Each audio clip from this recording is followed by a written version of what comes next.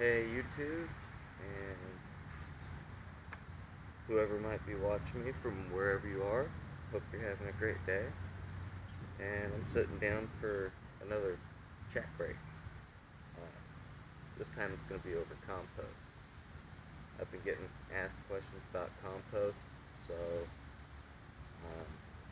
I wrote it down in an outline.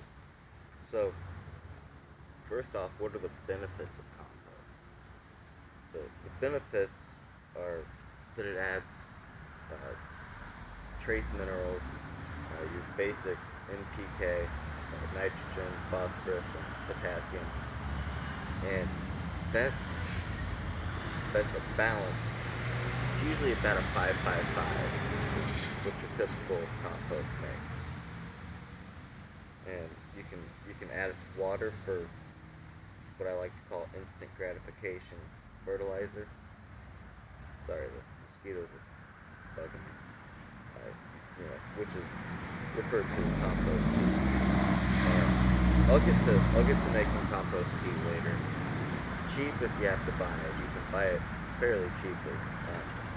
I get a bag of like a 40-pound bag of manure, basically composted manure, and it's like $1.25. So it's fairly cheap to buy, and of course it's free if you make it. And I make a lot of it, so I'm pretty good at it. Um, and best of all, you won't burn your plants.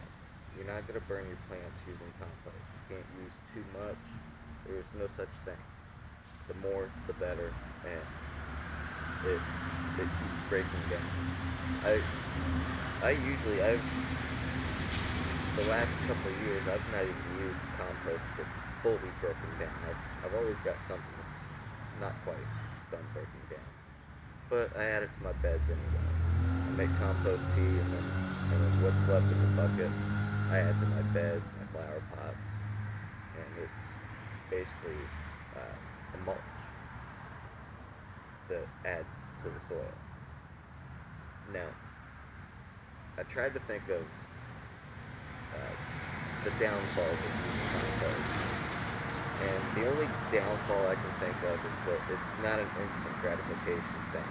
It takes time to make the compost. But, you can always buy the compost, and it's pre-made. But I prefer to make my own because you know what you put in it, and you can make a uh, more broad nutrient compost, which I'll get to that later too, when I cover how to make it. But you know, basically the downfall is it takes time to make the compost. You can't just start it today and it's ready next week. It takes time, and I'll get to how to speed it up and how to let it take longer because frankly a fast compost has different nutrients than a slow compost. If the slower it breaks down, in my opinion, the more nutrients it's going to be in it. So I'll get to that when I cover how to make it, which is what I'm getting ready to cover. How you make it is by mixing your greens and your browns. You want to have about a 50-50 of greens and browns. So browns is basically your carbon base. You know, um, a carbon base is something that was once living and is no longer living, for the most part. And then your greens, that's your nitrogen base. That's something living. Um, your grass clippings are nitrogen based. Your table scraps are nitrogen based. Coffee grounds, nitrogen based. Like your browns would be like newspaper or cardboard. Your browns are going to be, like I said, carbon based, once living but not anymore, like paper, cardboard, uh, brown leaves. Uh, Brown grass I still consider to be a nitrogen base. What's up, buddy? Another thing is wood chips. Wood chips are what I commonly use for my browns. They take longer to break down, but they it's more of a slow release.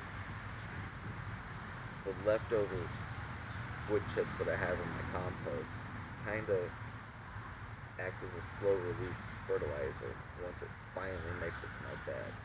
And you know, like I said, it takes a long time to make compost, so like I say, once it finally makes it to my bed, it's like a slow release,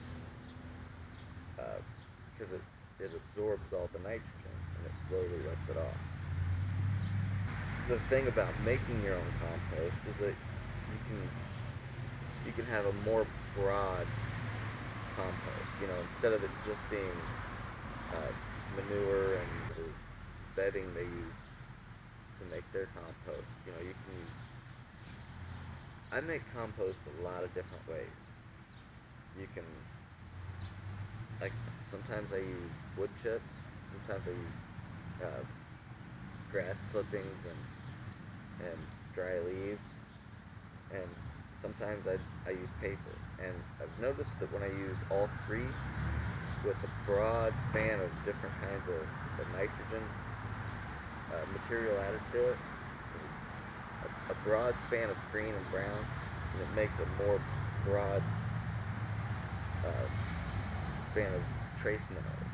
It's still got the good NPK, but it's got different trace minerals, which is why I like to make my own, because I know what I put in there. And the plants love it. So they like it when I use just, you know, one or two different things in a compost. But the more things I add to it, the more they love it.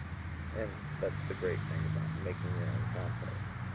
You can make it in a compost pile. You can make it in your own homemade compost bin. You can make it in a 5-gallon bucket. I do it in a bin and a bucket. You can make your own.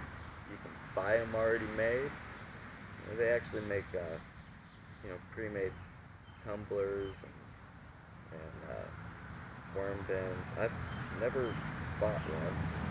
Could see spending kind of money on them, but you can make your own for so much cheaper. I got videos on them. If you want to go back and look at them. Not the greatest, but they're videos. And you know, the best way to speed up your compost and get it sooner is to turn it. You know, usually turning it once a week is sufficient, or twice, but it's not required. It'll still break down, it just won't break down as quickly. And you want to keep it moist. Again, that's not required. That just helps it break down more quickly. And when I say moist, I mean kind of like a wrung out sponge. You know, kind of, it's got water in it, but it's not got water standing. It's just like a spongy, and that's what's best for worm composting too. And I just use whatever worms might crawl up into my compost bins anymore. I don't really use vermicompost, but worms do help too. They speed up the process as well. You don't exactly have to have a 50-50 mix of compost. It just seems like that's what works best. You know, no matter what you have in it, it's eventually going to break down. Eventually. Like I said, it takes time.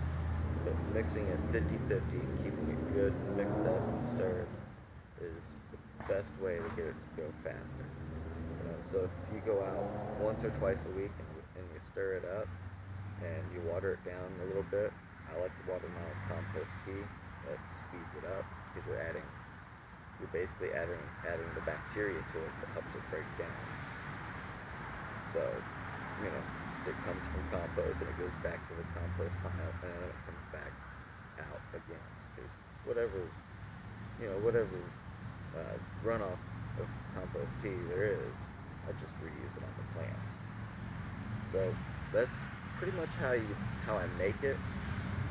And it's so simple to use. You can add it to your pots and to your garden, to the soil or the soil amendment, or you can just take a handful and throw it in a bucket, add water to it, and you use it as a regular fertilizer. You can also put it in a sprayer and use it as a foliar. It's however you want to use it, you can. And like I said before, you cannot overuse it. You're not going to burn your plants by using compost at all, no matter how much you use. You can drown them, but you're not going to burn them. It's just such a perfect balanced natural fertilizer that you can't overdo it. So anyway, hope that helps, and I'll be doing another chat break sometime later on. Hi to you too. So there you have it. I hope you enjoyed. Please like, subscribe, and comment. Comment those questions. I need your questions to do more videos. And let's grow together.